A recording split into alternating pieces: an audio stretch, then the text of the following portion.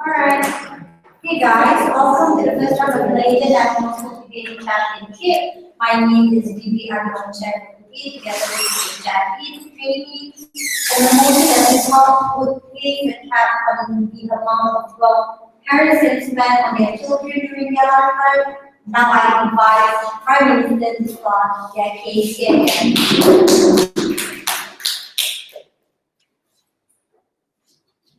Okay, a very good afternoon, I bid to everyone present in the room today. Today our motion is that this House would place a cap on the amount of wealth parents spend on their children during their lifetime. As a Prime Minister of the government team, I will be defining the motion.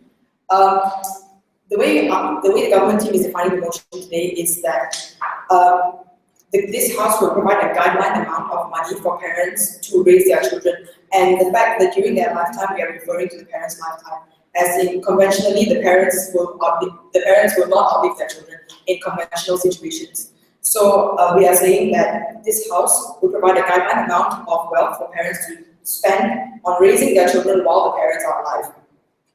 Although the word cap more conventionally refers to a certain limit, in our case, the definition of cap as a limit would apply to families above the average wealth.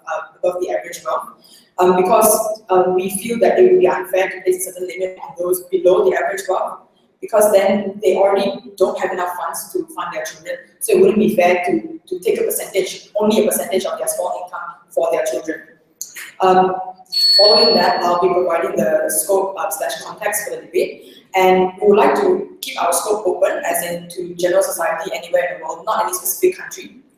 And our policy is that the reason for the implementation of this cap is so that, number one, the disparity gap will be narrowed between the rich and the poor, and so that we do not breed a generation of young people who are ignorant towards how to earn money, or ignorant towards those who are less fortunate than them. And we do not want to breed a generation of young people who are unable to empathize with those who are less fortunate than them.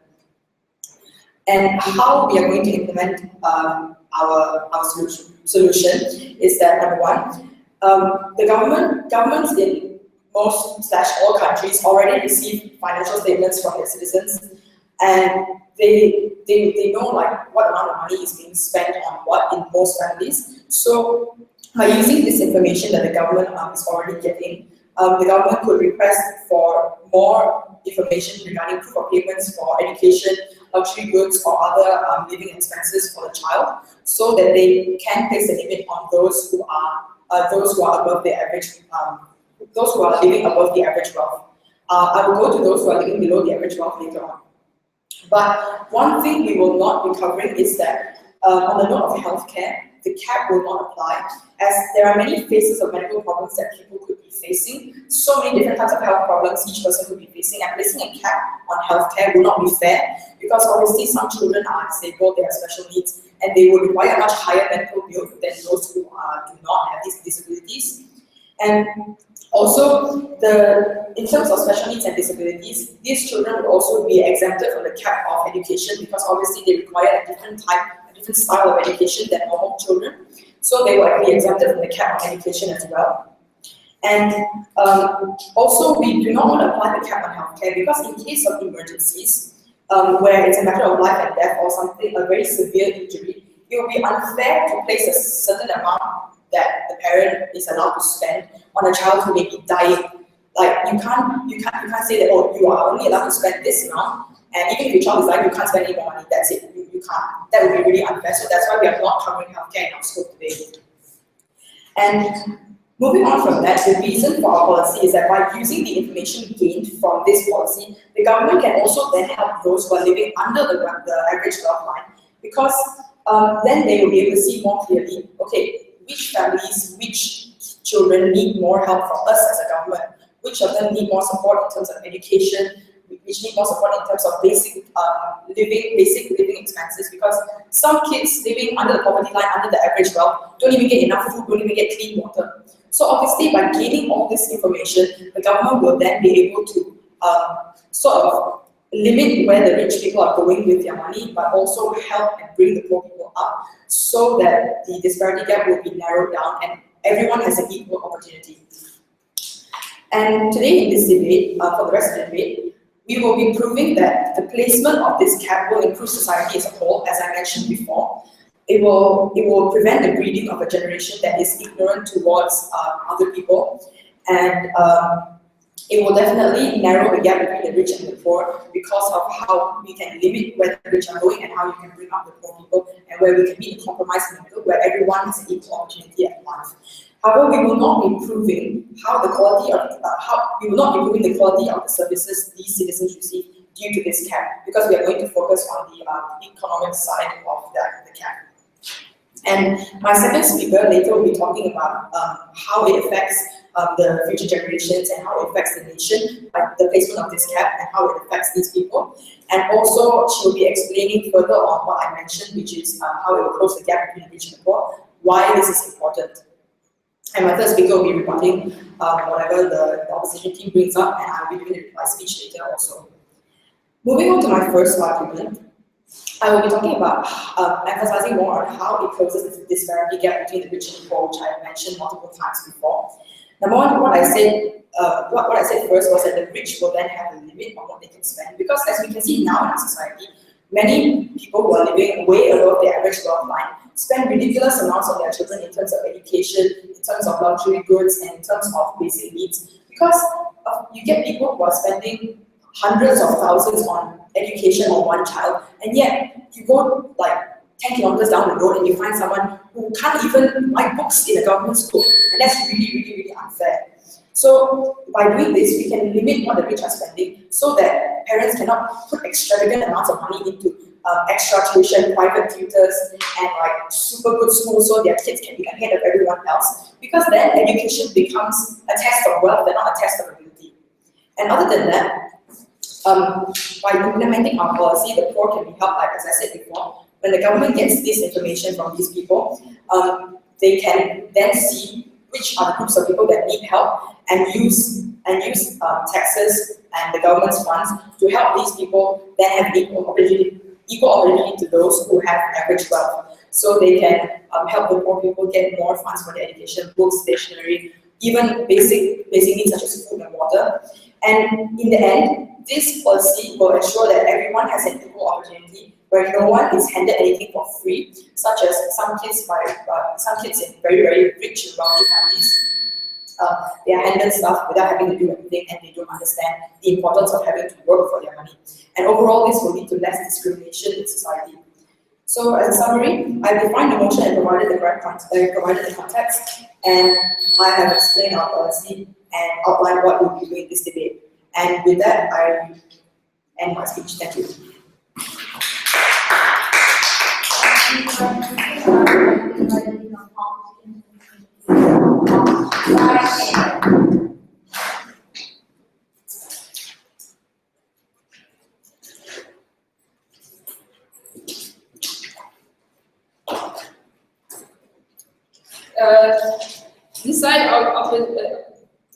The side opposition is obviously against the motion and firmly believes that parents should not place a cap on the amount of wealth that they are allowed to spend on their kids. So I will first start off by rebutting all the arguments that the Prime Minister has mentioned. So, firstly, I would like to talk about the fact that the Prime Minister has mentioned that all citizens will be required to give a financial statement, which talks about how much money they're spending on their kids and so on. So, first of all, many countries are extremely highly populated, like countries like China and India, whose populations exceed 1 billion people. So, first of all, it is very hard for a government of a country to keep track of so many people, so many kids, of how much money each kid earns. Second of all, it is very easy to fake financial statements. If the side government is not aware, recently there were Panama leaks in which lots of political leaders and parties and other celebrities were accused of tax evasion. So it's just so easy to fake financial documents, to not tell the government how much you're really spending. And this is especially easy for people who are already extremely rich. They can easily say that they are only spending the amount of cap that they are given on their child. However, there is no way to track this down, especially in highly populated countries like India and China, and even in small and less populated countries like Malaysia. It's so hard for government authorities to track down every single child in every single city, in every single village, in every single area. But it is simply unrealistic and unreasonable for the side government to say that this is a possible scenario. Second of all, the side government said that people who are wealthy spend a lot of their money on extra tuition and extra classes in order to gain an academic advantage over their peers. However, the opposition team believes this not to be true, because just because you can afford an extra tuition does not necessarily mean that it does not mean that you are already too smart. Some kids who come from wealthier families need extra tuition simply because they're not able to cope with all the extra work or the stress that some schools may provide them with. So it's simply unreasonable to say that kids do not need extra tuition. And doesn't that kind of imply that poor people are not that smart, which is why you should limit other kids from going to extra tuitions? So furthermore, the disparity gap will be rebutted by my DLO in her speech. So now I will move on to my first substantive, which talks about why this house should not place a cap on the amount of wealth parents can spend on their children during their lifetime. First of all, by placing a cap on the amount of wealth parents can spend on their children, there is a lack of equity present within society. So what is equity? Equity is allowing every single child to have equal opportunities regardless of their income, wealth, race, social background, everything. It is allowing people to get jobs or get a proper education even if they are unable to do so, but it is solely based on the person's ability rather than their resources. So I have 3 levels of analysis. The first level is that the cap on the amount of wealth parents spend limits how far a child can go. Now this can easily relate to education. So if you put a cap on, as the side government has mentioned, on people who earn more than the average income, so some people belong to the lower middle class who do not fall under this poverty line, but still they may be unable to afford certain career choices such as medicine, which is extremely expensive in all countries. It is not just one country that makes it so expensive. So if you limit the cap, that means that this child is unable to pursue a career of their choice, and limiting choice children have the human right to choose what they want to do in their future. So once you put a cap, you're limiting the choices that these students can make. And children have the right to choose their course or the area of study that they want to pursue. So by placing a cap, you are limiting this area of study where a child can go. My second level of analysis is that many kids will still be unable to attain a proper education regardless of their income. So someone who is, let's say, whose parents earn $1 billion a year, and someone whose parents earn $100,000 a year, both of them will have caps because they do not fall under this poverty line. So they will have this certain amount of cap, but someone who earns $1 billion can find ways in order to send their child to institutions that provide the choice, the career choice that their child wants, or someone who earns $100,000 cannot do the same because they do not have the resources, the money, or even maybe the contacts in order to do so. Furthermore, if you place a cap, that means that institutions, especially private institutions, do not get as much money as they used to. So now private institutions have to spend more money in order to get the exact same result, but there's more cost and less revenue. So lots of private institutions will be unable to provide education, and lots of schools will close down. Lastly, my third level of analysis is that equity is more important than equality. As I mentioned earlier, equity means that everyone has equal opportunities, whereas equality means that everyone has the same amount of resources. Providing equal opportunities is definitely more important than providing equal resources, because providing equal opportunities means that even if you fall under the poverty line, or if you're above the poverty line, you still have the same criteria to go for the same job. But equality means that everyone has the same resources, and having the same resources does not mean that you are more suitable or less smart or more smart for a particular job. And therefore, this house should not place a cap on the amount of wealth parents can spend on their children.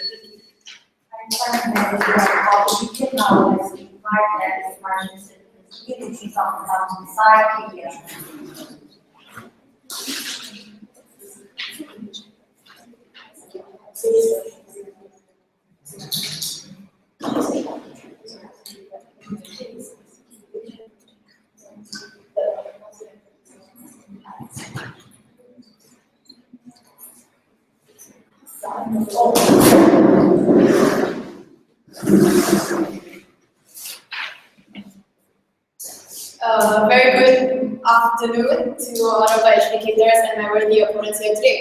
I, as a second speaker, will be presenting rebuttals and also elaborating on the arguments brought forth by my first speaker of the government team. So firstly, the first speaker of the opposition team came up here and told us that we, that day, emphasized equity over equality. And by equity, they meant same opportunities. But ladies and gentlemen, can we really achieve equity Can we really achieve equity if we don't have equality? Can we really receive the same opportunities as other people if we do not have the same resources as other people? Hence, that is false. Secondly, the opposition team came up here and told us that it will be hard to keep track of our policy because of the population and so on. And they even gave us an example of the Panama Papers, which is the tax evasion, saying how tax evasion occurred even though the government is taking care of it and so on. But let me tell you what, tax evasion will always occur no matter what. It is irrelevant to this case because tax evasion is not something that comes with having a bigger population or so on. Tax evasion will happen even if there's a small population, even if there's a big population. And if the government today can already implement taxes and count how much money people are receiving and implementing income tax to people, why can't we implement this policy as well? Which is also the same thing, it's also similar, and hence government team stands for our motion today. And also, the first speaker presented the argument that we said that poor kids are not smart. But we did not say that poor kids are not smart. We're not saying that they're not smart. We're saying that they are not getting the same resources as other richer kids, so they cannot have an opportunity to prove themselves. They cannot have the opportunity to show that they are actually smart. Okay. So moving on to my arguments. Firstly, I will elaborate on how not implementing this policy will breed a generation that will affect the generation. Firstly, it will breed a generation that does not work hard.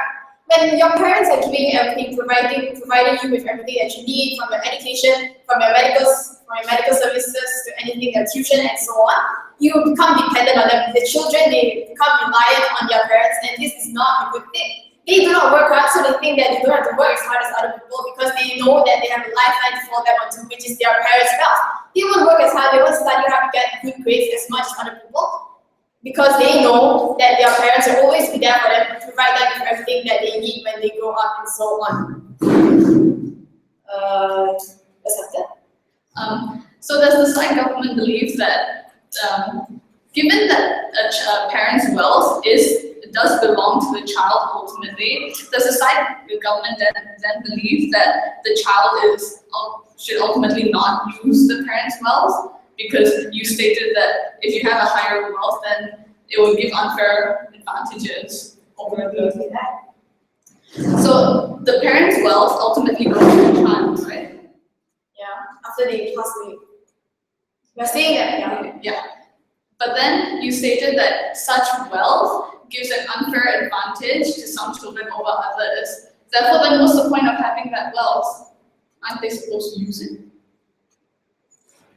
Yes, we're not saying that they cannot use it, but we're just saying that we want to put a cap on the amount of money that the parents spend. And we're not saying they can't use it, they can use it, but up to a certain amount, because we want to create a generation that is hardworking and so on, as I will elaborate now.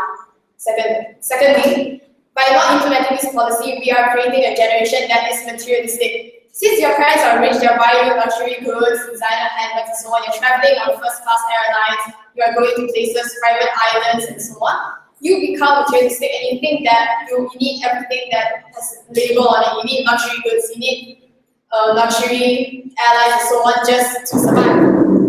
Rejected.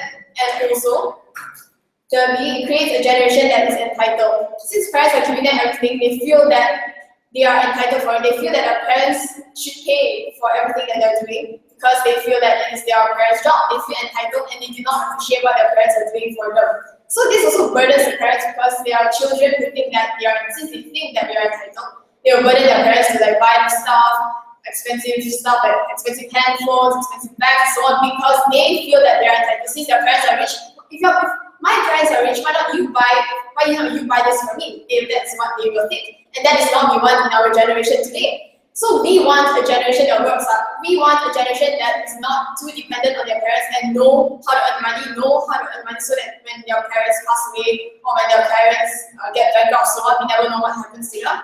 They will be able to cope with what happens later on. That is what we want in the generation today. And also, we want a fair society where there is a narrower disparity gap between the rich and the poor. So now what happens is, the rich are getting richer, the poor are getting poorer because we are not implementing this policy. So this policy will help us in narrowing that disparity gap. So how? So since rich people, they have so much resources, they can spend more, they can pay for better teachers, spend longer tuition hours, buy better books, and so on. The rich people are always out there. They are always getting richer. They are always getting better opportunities because they have better resources. So what happens to the poor people in our society today? They cannot break out of their poverty cycle. They cannot break out from where they are now. The rich are always out there. They are always down there because they are not receiving the same resources and there is no equal opportunity in the world today. So we do not want that, and we want to narrow this gap because we think that it's better for a country which can utilize all of these people than just utilizing the rich people who are always out there. For example, there may be a Bill Gates, someone in the mind of Bill Gates, or someone in the mind of Warren Buffett, but he or she is poor, and we cannot know where they are and what they're doing because they don't have an opportunity to shine. They don't have the opportunity to show themselves what they can do because the rich people are always receiving better opportunities and they are just down there not being able to show what they can do. So therefore, before I take my seat, I'd like to reaffirm my team's stance once again that this House believes that we should implement a policy of putting a cap on the wealth parents can spend on their children in their lifetime, because it will create a generation that is less dependent on their parents, more independent, they are more hardworking, they are less materialistic, and that is a generation that is beneficial to the whole society and to the country as a whole. And also, we want equality in the world today, and that does not come with just trying to achieve equity as what the opposition team has told us, because that is not true. And thank you.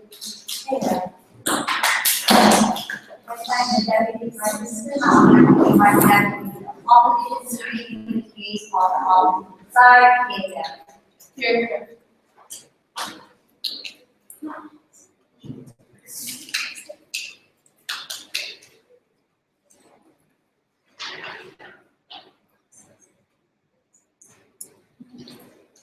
Wealth is earned for themselves. Parents earn the wealth for very selfish reasons. The success of their individual child, the side opposition believes, is a very valid selfish reason to spend their wealth on.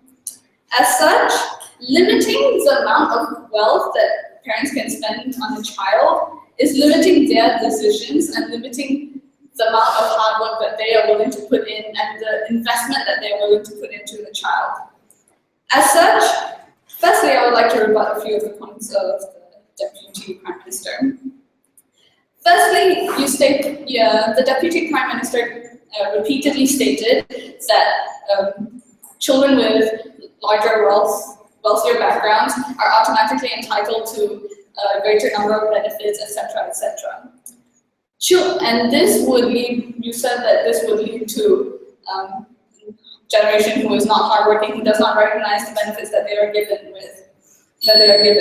However, you have to recognize that these children who have the wealth, these children have the right to spend that wealth because that wealth is ultimately theirs. It belongs to their family. So they have every right to spend that wealth. They have every right to obtain resources that can be obtained through such wealth. However, they will also recognize that in order to maintain that status that they have, they will need to work just as hard. So it does not encourage laziness, as you stated. It does not disillusion them into thinking that this wealth will last forever. They will recognize that in order to maintain that status, they need to work just as hard. Because if not, that wealth will run away eventually.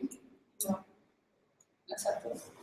I realize that you're talking about people who do have the access to this kind of wealth. But what about those, as we mentioned before, below the average wage gap or below the average poverty line? What about those who completely have no access to this kind of poverty or money?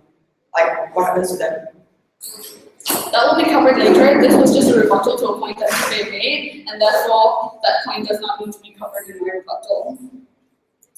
Secondly, the opposition stated that some poor people would not be able to afford certain opportunities, and as such, they would not be able. That would be an automatic limit to their potential. However, you have to recognize that placing a maximum limit on the amount of wealth that a parent can spend on their child doesn't make anything better for the poor people. The policy doesn't make any changes for the poor people. As I will discuss later, in fact, the policy could encourage a larger disparity gap, and the opposition is mistaken in assuming that the policy will discourage this disparity gap. Therefore, I come to my first substantive, which is that limiting the potential and the decisions of parents only leads to detrimental consequences.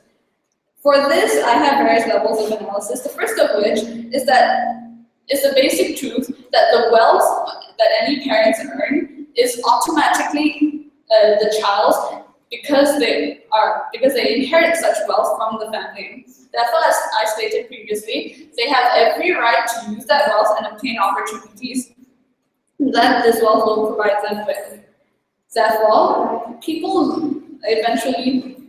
Do you not realize that children will only inherit their wealth once their parents die, and therefore it does not correlate with the motion which says that to place a cap on the amount parents spend on the children during their lifetime, not after their lifetime. I'm sorry, but I do not see how that's relevant to the point that I'm stating right now. So, as I was stating, if a policy is implemented and you have a limit in which everyone is only allowed to spend a certain amount on their child, then ultimately all opportunities that can be afforded with such wealth is limited, is equalized, and is essentially the same. As such, people lose motivation to possibly earn a greater amount. Because if I have already met the basic amount in order that suffices for my child, I'm not allowed to spend anything more on my child anyway, then what is my motivation for working harder, for gaining more than I already need to? If I already cover all my necessities, then why do I need more? As such, when people lose the motivation to work harder, then you're automatically creating a less motivated society, which eventually becomes less productive because the system ultimately fails. Therefore, child-parent relationships can also be affected in this sense. Secondly, the disparity gap between, even if the policy does not apply to those below the average poverty line, the difference between the middle class and the upper class will still be increased. You still have a disparity gap because the middle class man earns lesser than the upper class man. However, they're both allowed to spend the same amount. So when they're both allowed to spend the same amount, then the rich automatically save more wealth, while the poor have to spend a larger portion of their money. Therefore, the rich get richer, the poor get poorer. This worsens society, as the wealth that the wealthier people are storing, it eventually becomes unused. And when wealth is unused, then it does not contribute to economic development. At least when a person is willingly spending a larger portion of their wealth on the child, then at least they're making an investment in the child, they're contributing to opportunities that the child may have, and they're actively contributing to society because the child eventually goes on to contribute to something else. The unused wealth is eventually wasted potential. As such, this again leads to the lack of motivation, as again people would not be, as the larger disparity gap would only discourage the middle class because ultimately they won't be able to do anything about it because they literally have no options. They have to spend the same amount, but they earn the same amount as well. So both ways they're stuck anyway. This further emotional resentment and emotional turmoil could only lead to a worse society. So the opposition does not see how such a policy would ever be beneficial. Secondly, I would like to expand upon the substantive brought upon by the PM. The limits of a child's potential, again, would lead to a lack of motivation, as limiting a child's motivation to what they can afford means that all the children are eventually the same. And when they're all the same, then they won't be willing to work any more harder. Thank you.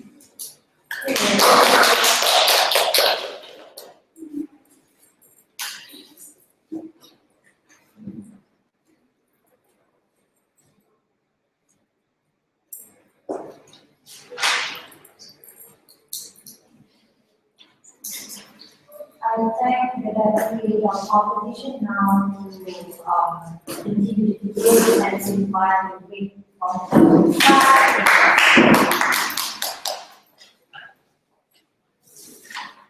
I'd like to bid everybody here a very good afternoon. As the whip minister of the government team, I'm here to stand by my team's stance that is for this motion that we would place a cap on the amount of wealth parents can spend on their children during their lifetime. Now, I'd like to begin by summarizing my team's points. Basically, we have already said that we will provide a guideline amount of money parents can spend on their children based on whatever is happening. Basically, it's based on a situation. It's based on the situation the family is actually in. It is based on the amount of income the family actually has. And furthermore, we also said that this would be a good idea because the disparity gap between the rich and poor will become smaller, and this is so that we do not breed a generation that is full of ignorance. The motion also should be implemented so that society can be improved as a whole, so that we have a fairer society, a better generation that is not materialistic or entitled. Now, I'd like to begin by rebutting what the opposition team has said. Now, I'd like to bring up something very, very clear and very clear throughout both the speeches of the opposition team we have seen so far. Firstly, I'd like to bring up the fact that they have completely disregarded the words in the motion which says during their lifetime. As my team has already defined this as during the lifetime of the parents, and they've completely disregarded it by bringing up facts such as that these children own the wealth, that they should be able to own and spend the money. And yes. Well, what if a child, both their parents died when they are of a young age, such as 10 years old? What about those kids? Aren't they entitled to that wealth? Yes, thank you very much. This is why we say that the cap is only existent during the time the parents are alive. When the parents die, the child gets the money. The child gets to inherit the wealth that the parents have, and therefore can use it without this cap being in place. Because the motion clearly states that this house places a cap on the amount of wealth parents can spend on their children during their lifetime. That's no mention of anything after their lifetime. So thank you for that point of information that helps support my team. Furthermore, the second thing I'm going to say, that parents, they also said that China and India are largely populated and that it will be impossible to place a cap on such the amount of money that these parents are spending on their children. But like the Deputy Prime Minister has already stated, this is entirely possible. If governments in China and India can track the amount of taxes that they are getting, if governments in China and India can actually gauge how much each family is earning and therefore charge taxes based on that and reject it, then why can't they do the same thing? This is only one step further. It's only just taking off and coming up with a set amount of money based on the guidelines that these parents can spend on their children. Furthermore, they also spoke about how extra tuition is needed by rich kids who cannot cope. And they also brought up the fact that equity is a thing. Now see, ladies and gentlemen, the opposition team has clearly stated their whole entire stance is based on equity, which is equal opportunities. I don't think that equal opportunities means that some are rich and some are poor and they still get equal opportunities. No, ladies and gentlemen, extra tuition clearly does not give an equal opportunity to the rich and the poor. And they said, what about rich kids that need this extra tuition because they are unable to cope with the stress of school? But what about the people who are not rich? What about the people who are below the poverty line? What about the people who are not able to afford such tuition? Are we seriously going to condemn them to be stuck in the cycle of poverty forever as the rich get smarter and they are just stuck there? Are we truly going to keep this whole entire world growing bigger and bigger, the disparity gap between the rich and the poor? Is that what we want for society, ladies and gentlemen? No. And furthermore, besides this, they also spoke about how this cap on the amount of wealth parents can spend on their children during a lifetime limits the choices the students can make. Now, ladies and gentlemen, we have already clearly stated that we're going to come up with guidelines. Does this mean we're going to limit, like, no, you can't be a doctor just because you're rich? No, we never said anything about that. We only stated about capping the amount of wealth parents can spend on education as in extra tuition, as in certain extra things that the poor may not be able to get, that the poor may not be able to access. And furthermore, other things that the rich parents can actually spend on their children is this thing called nootropics. Now, nootropics are actually basically brain-enhancing drugs, and only the rich can actually afford such brain-enhancing drugs. So what does this mean? That when the rich people go into exam halls, they're going to naturally do better than the poor kids because they're forced to take brain-enhancing drugs, whereas the poor children are just going to be stuck there with nothing to fall back on because they cannot afford it. No, ladies and gentlemen, this is not the kind of society we want to create. Furthermore, they also spoke about how parents earn wealth for selfish desires, and we are limiting the investment they put into their children, and that they will lose motivation to work harder. Ladies and gentlemen, we are only talking about capping the amount of wealth a parent can spend on their child during their lifetime. But I'm sure that parents want to have a legacy that they leave behind for their children. I'm sure parents want to make sure that in case of their death, that in case anything happens to them, that they want to make sure that their children are still going to be taken care of. Is that not enough motivation for the parents to work hard in order to ensure that their children have a bright future even when they are not around? Furthermore, they also spoke about how that capping the amount of wealth that a parent spends on his child is going to lead to detrimental consequences. And they stated because the money earned by a child from his parents is actually inherited, and these children should be able to use this money because they own this money. But they do not own this money until their parents actually die, until their parents have actually written it in their will, their express will, that in case of their death, their children will get their money. Before that, whose name is the money under, ladies and gentlemen? It is still under the name of the parents. It is still belonging to the parents and not the children. And due to this, I'd like to point out the major flaw of team opposition after they stated that the children inherit wealth. They do, after the parents are dead. Furthermore, they also spoke about how children being entitled to every single thing will not encourage laziness. But ladies and gentlemen, this is clearly something we cannot accept. It is a known fact in society that when people do not have to work hard, that when people do not have to work for what they are going to get, clearly they are going to become lazy. I'm not generalizing this for every single person in society, but I'm talking about majority here, ladies and gentlemen. Majority will definitely become lazy. And therefore, I end my speech with my team stance once again, that to place a cap on the amount of wealth parents can spend their children during their lifetime is absolutely necessary to close the disparity gap between the rich and the poor. Thank you very much. I find that we want to come inside now and we want to be from opposition side here.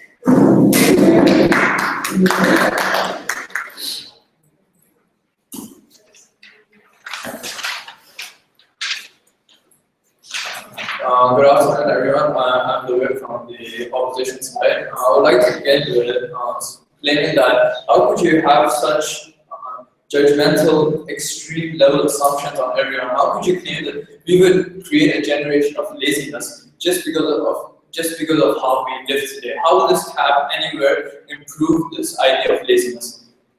Okay, you claim that because you learn to work harder, but you fail to understand that even according to your point, hypothetically, if I do agree, how could you claim that for instance, if I'm rich, I know I will inherit my father's money after he passes away. Okay, how will this motivate me to work harder? I will still be lazy as I am, and because I know I have a lifetime of wealth ahead of me. So that is completely absurd. It would not restrict laziness, but how would also be hypothetically? You need to understand that everything is still based upon merit. Everything is still based upon merit, such as you can take education, for instance. If you take an examination, all the markings are still taken under merit. Okay, you claim that the opportunity of poor are limited. So just because the rich have money, we should limit their opportunity too. Just because. But your team is the one that brought up the whole entire theme of equity, which means equal opportunities. So therefore, now you're saying that the opportunities that are had by the rich and the poor are different because they have a different amount of money. Is that what you're saying? Okay. How will this cap in anywhere? How will this cap anywhere introduce that there's no system of taxation here? So there's no system that it will narrow the gap between the rich and poor. There will still be an absurd gap. The rich are only getting richer because they're only saving what they have. They're not expanding. Okay, they're not spending. Sorry, and you also need to comprehend the fact that when the rich spend their money, it is only contributing to the economical advancement of the nation itself. And when an economical advancement is made towards the nation, it is only to help drive their population forward. For instance, they can have technological advancements in the nation, but this initial income always only comes from expenditures of the population. You need to understand that if you cap all these expenditures, there will be no income, there will be no advancements, you will be limiting development, and the population will be stuck where they are. The development line will be stagnant. You need to understand that. Okay? But do you not, but let me ask you a question. Would you actually just realize and acknowledge the fact that the rich and the poor, the disparity gap will actually get larger if you do not have the opportunity? Yes, I do believe that because the poor are only getting poorer. It is not okay. There's no system of taxation here. Okay, even just because you're limiting the expenditures of the rich, it does not mean you will help the poor in any way whatsoever. You're just limiting it. You're not in any way, you're not introducing an idea. The policy is not introducing any form of idea that would contribute to the poor being helped. It is just limiting the richest opportunities and what they could do with their inheritance. But you're just claiming that we should just let our wealth go to waste. Okay.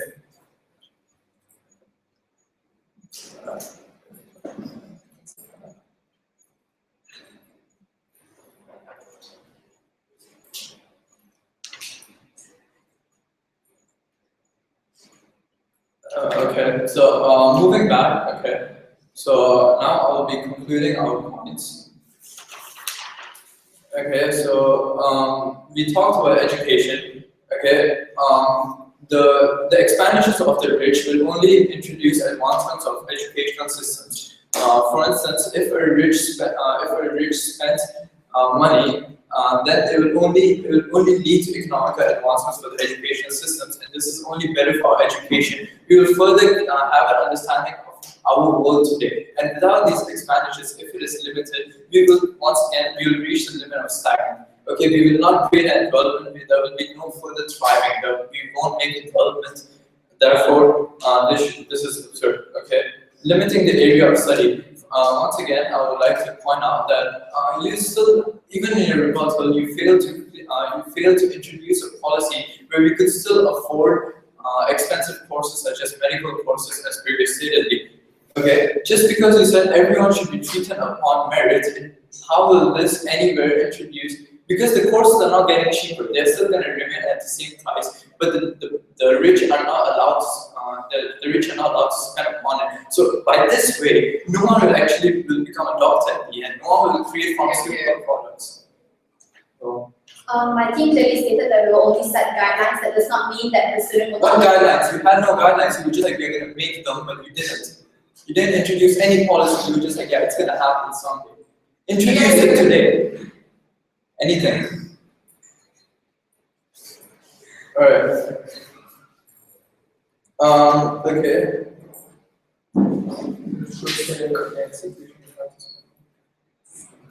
Okay, the institution will have to spend more money. The resources, the prices of resources are every day increasing because obviously we are depleting resources day by day. Every day we are losing valuable natural resources which are still vital for every part of the human survival. Okay, in order for all systems such as an education system to sustain what they're providing the population today, they will have to hold their costs or maybe over time increase their costs. But because of this cap, their profit will be limited. So this will actually diminish most educational private institutions because they will not want to invest in this sector because they know it's not going anywhere. So because of this factor, we will be losing a lot of education, and obviously it will increase the unemployment rate, which is obviously horrible for our population, and it will also increase the literacy rate. The literacy rate, for instance, in India, it's horrible. You're only increasing this factor because people will not want to make any more advancements in this sector. Why would they do this? Because they have no profit. Their cost is obviously higher than the profit. Unemployment rate. People would not want to participate in this area, such as becoming a teacher. They would not want to do this at all. All right, thank you.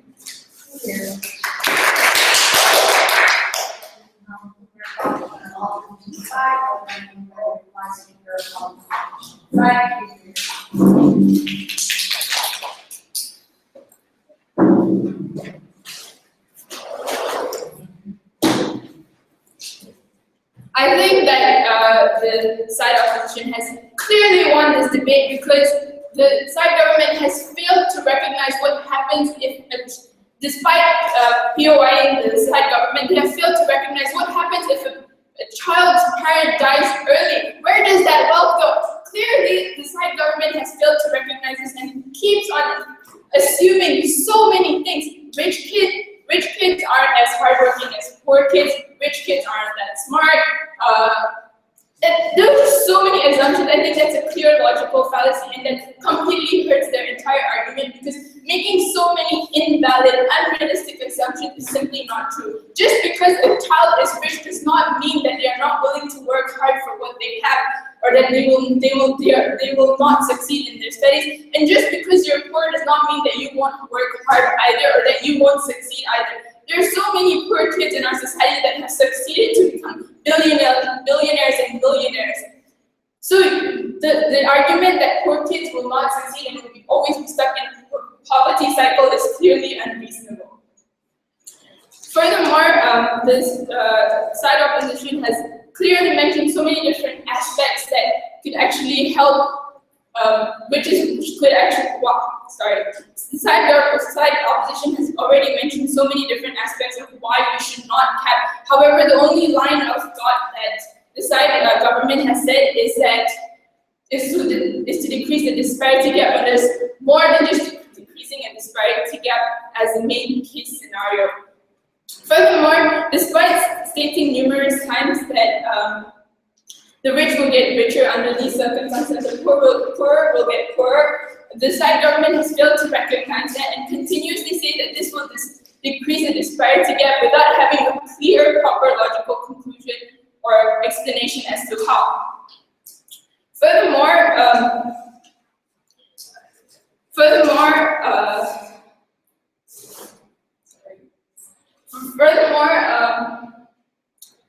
the side opposition has stated so many different scenarios.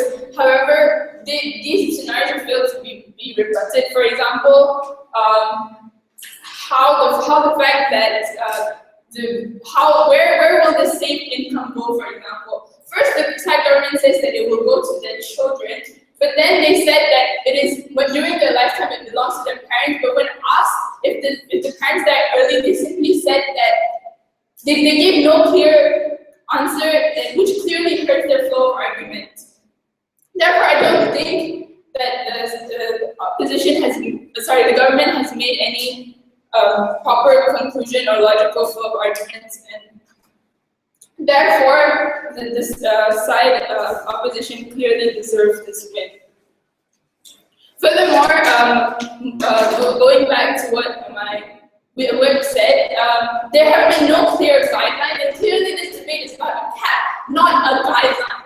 It is about a cap. And clearly they keep on mentioning these guidelines there. First of all, there are no guidelines. Second of all, it's a cap, which means it's a limit. It doesn't mean that, oh, you can follow them if you want, but if you don't want to follow them, that's fine too. That is not what this debate is about. It is about putting a cap, which means that parents are not allowed to spend any more than they have.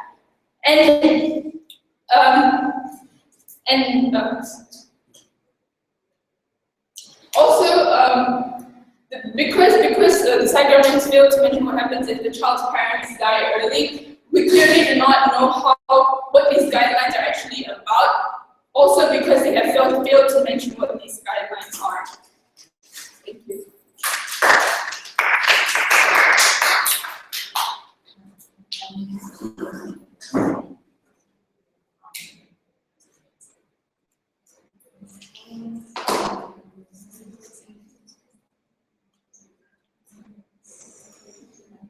Alright, I plan the second speaker, now I'd like to invite your last speaker.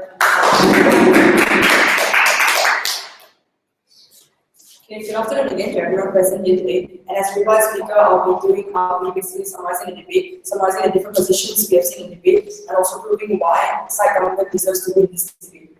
Firstly, overall, this debate was correctly centered around the cap on the amount of wealth parents are supposed to spend on their children during their lifetime. However, the different ideas on the disparity gap and how the implementation or not implementing this policy, or whether it will or will not affect society, were clearly very large clash points in today's debate. And moving on to the different positions which we're seeing here today, on the government team, our main points were that the implementation of our policy, which very clearly explained from the start, would close the disparity gap and how we would raise generally a better society, better generation that works harder and is not completely materially driven, and a fairer society in general. I will repeat our policy later on. And side opposition, however, has talked about several different things, such as they talk about equity, and they have, however, we realized the flaw in their point about equity was that they separated equity and equality. However, we believe that equity can only be achieved through equality, as my second speaker mentioned earlier. And we completely agree with equity because that's what our policy supports. We support equity, but we realize equity can only be achieved through equality. And other than that, I'd like to point out that the opposition team did actually bring up some good POIs that were definitely very tough for our team to answer. But they also failed to answer many of the POIs raised by our team as well.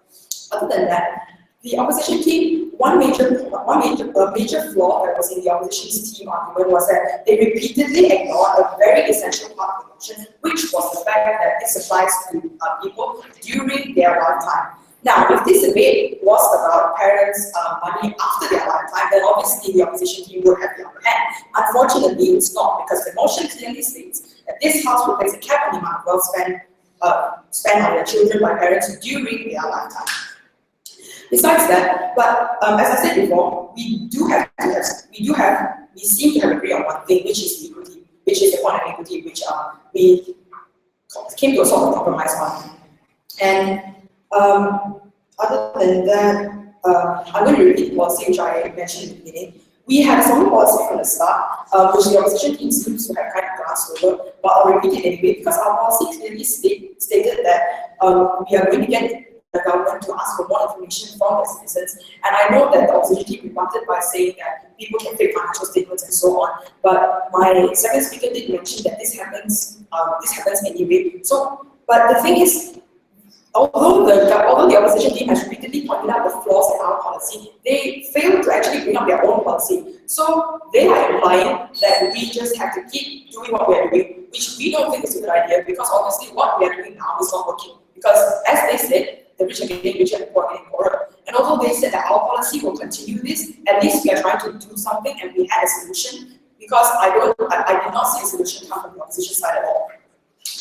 And Other than that, yeah, basically the opposition team did not provide their own solution, and they also did not define what the cap was until the very end when he said the cap is a limit, which I also mentioned that the cap is a limit and how to set its guidelines. We acknowledge that we didn't actually specify these guidelines, but we did not feel that it was specifically relevant to our policy because we didn't feel the need to specify it because the opposition team didn't actually bring up policy at all. So, in general, I'd like to review my team's stand that this House would place a cap on the amount of wealth parents spend on their children during their lifetime, because we believe that this will create a fairer society, and that's precisely what we want, because the society we live in now is not fair. Thank you. Thank you for the debate. Now it has been made outside with the positive floor and all the other. And also get someone to know.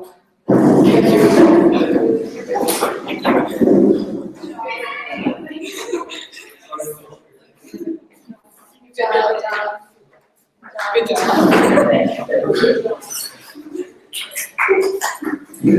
job.